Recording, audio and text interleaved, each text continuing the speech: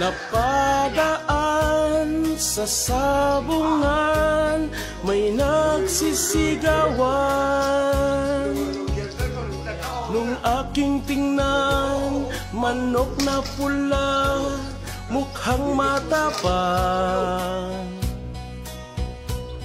Ang pera ni Mrs. na dapat ay ihulog ko sana sa Palawan.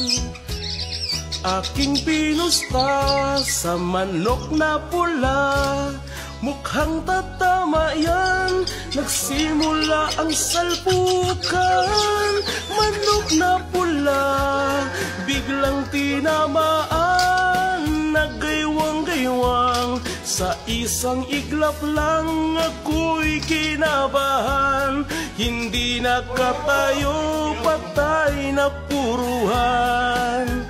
Ang perang hulog sa Palawan, tinalo ko sa sabungan. Nung umuwi sa may bahay, ako'y matamlay. Ako'y nagsisi, ubos ang money, darling, I'm sorry. Ako'y hinold up ng 3 lalaki doon banda sa may palengke. Pero ang misis ko hindi maluko, kinarati ako, basag-basag ang mukha ko.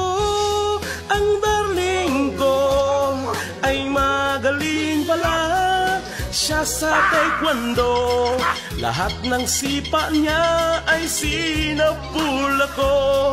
Dati rin pala siyang champion sa Aikido. Sa sobrang galit ng misis ko, bali-bali mga buto ko. Ang perang dapat sa anak ko ay tinalo ko.